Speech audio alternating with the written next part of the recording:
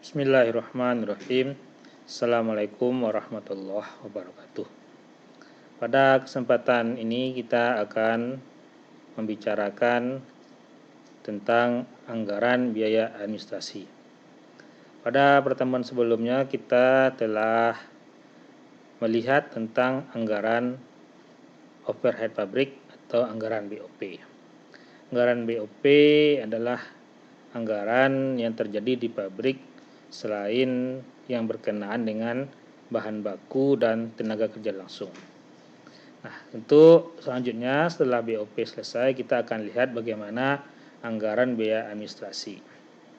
Anggaran biaya administrasi adalah anggaran yang merencanakan secara lebih terperinci tentang biaya-biaya yang terjadi serta terdapat di dalam lingkungan kantor administrasi perusahaan, serta biaya-biaya lain yang sifatnya untuk keperluan perusahaan secara keseluruhan, yang di dalamnya meliputi rencana tentang jenis biaya administrasi, jumlah biaya administrasi, dan waktu kapan biaya administrasi tersebut terjadi dan dibebankan, yang masing-masing dikaitkan dengan tempat atau departemen di mana biaya administrasi tersebut terjadi.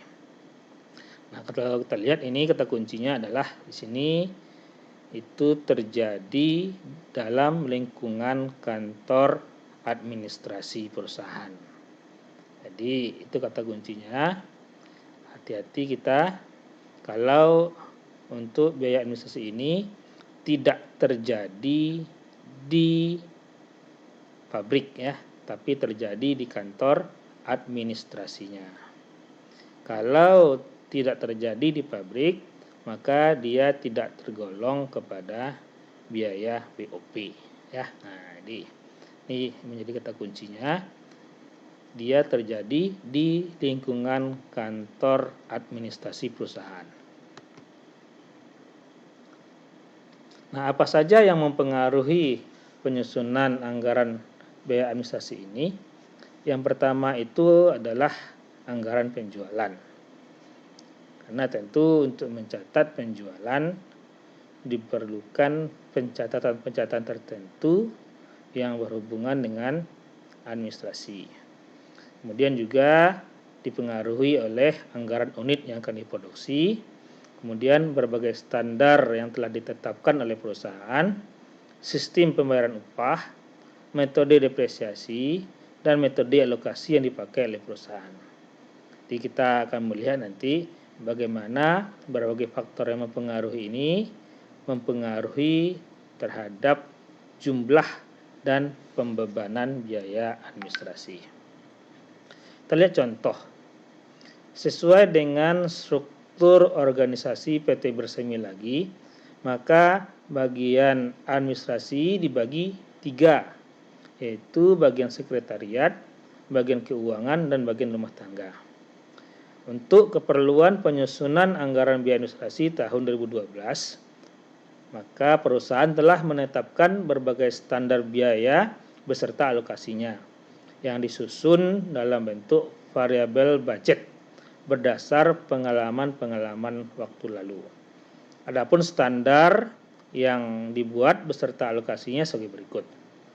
Pertama, besarnya gaji karyawan ditetapkan dalam jumlah tertentu untuk 1 bulan dan tidak dipengaruhi oleh besar kecilnya produksi maupun penjualan pada bulan yang bersangkutan.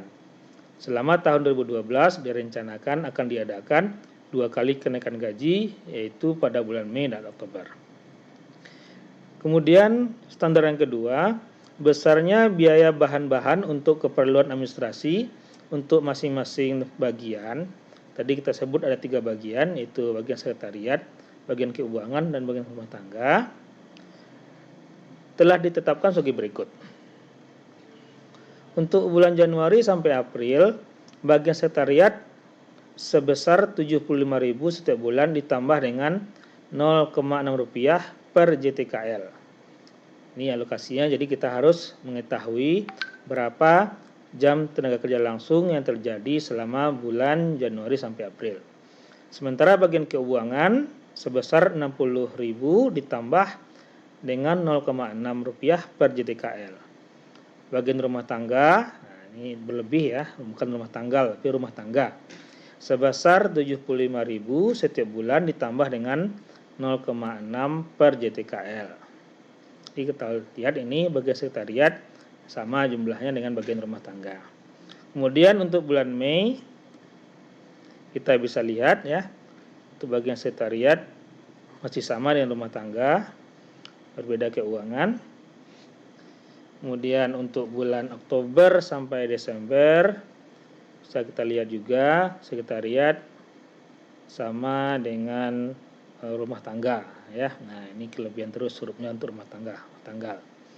Nah, apabila dicari untuk bulan Januari saja akan didapat persamaan adalah untuk bagian sekretariat 75.000 tambah 0,6 kali JTKL pada bulan Januari yaitu 54.000. Maka jumlahnya adalah 107.400. Bagian keuangan 60.000 tambah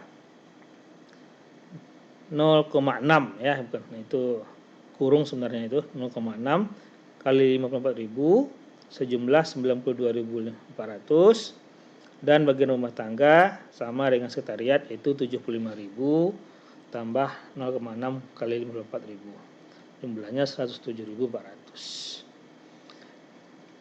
Kemudian untuk besarnya biaya pemeliharaan gedung, nah ini tentu gedung yang digunakan oleh untuk administrasi ya.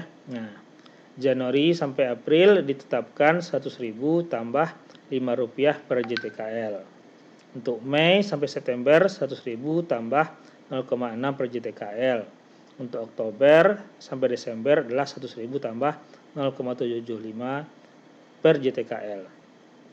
Nah, contoh saja untuk bulan Januari perusahaan memiliki JTKL 54.000 sehingga untuk bulan Januari dihitung biaya pemeliharaan gedungnya adalah 100.000 tambah Rp5 per JTKL kali 54.000 JTKL ya, sehingga totalnya adalah 370.000. Maka berdasarkan perbandingan luas lantai maka ditetapkan bahwa bagian pabrik memikul biaya pemeliharaan 70% dan bagian administrasi 10% dan bagian penjualan 20%.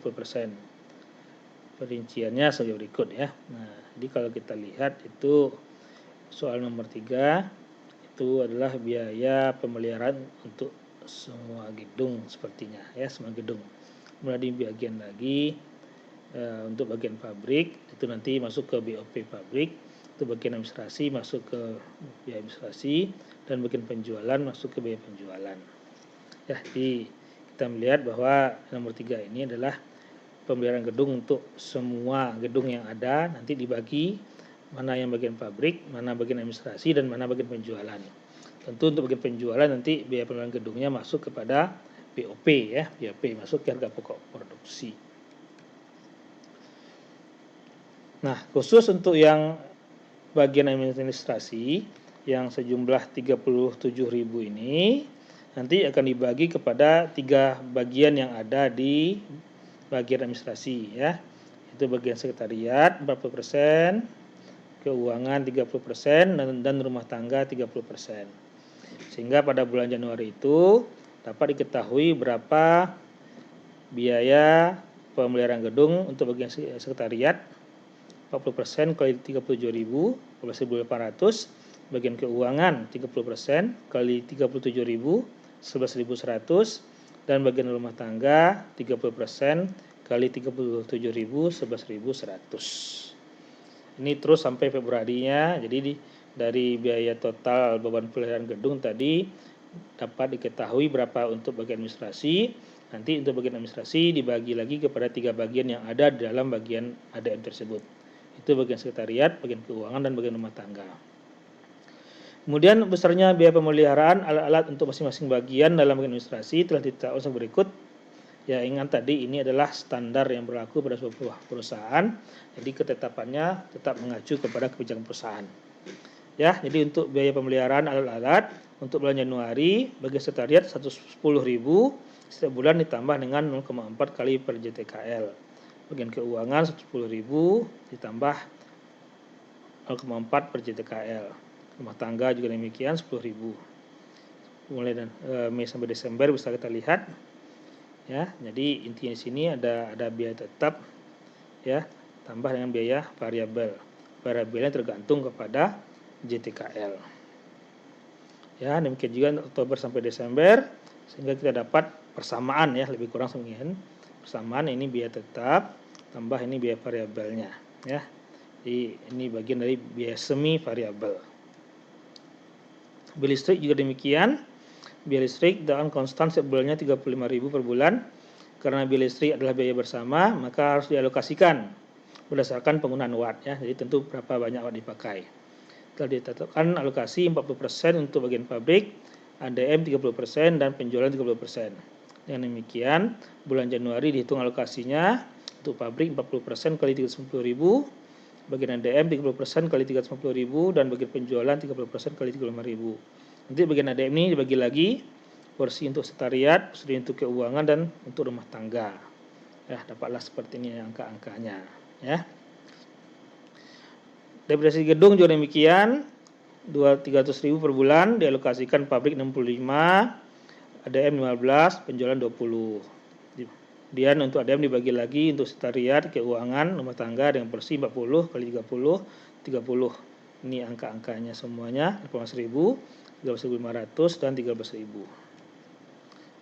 Nah, untuk depresiasi secara garis lurus maka ditetapkan depresiasi untuk alat-alat pada bagian ADM adalah sekretariat 75.000, keuangan 110.000 dan rumah tangga 80.000 per bulannya.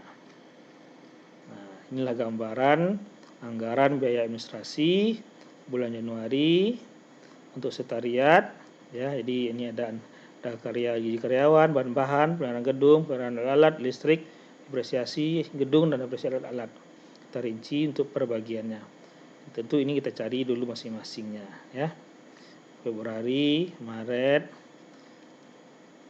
April, Mei, Juni sampai pada Juli, Agustus, September. Nanti kita totalkan. Secara total ini bisa kita lihat untuk 2012 itu bulan Juli semuanya tentu sekretariat tambah keuangan tambah rumah tangga. Demikian juga untuk Agustus, September, Oktober, November dan Desember. Nah, pembebanannya gimana? Nah, pembebanannya dialokasikan. Dan dapat kita nanti total semuanya bagaimana pembebanannya. Nah, pembebanannya pada produk ya, berapa? Ada kita ada produk X dan produk Y. Hitung alokasinya lagi ya, alokasinya nanti berapa persen untuk X, berapa persen untuk Y. Nah, jadi kita akan melihat porsinya masing-masing. Ya, tentu ini berdasarkan ketetapan dari perusahaan.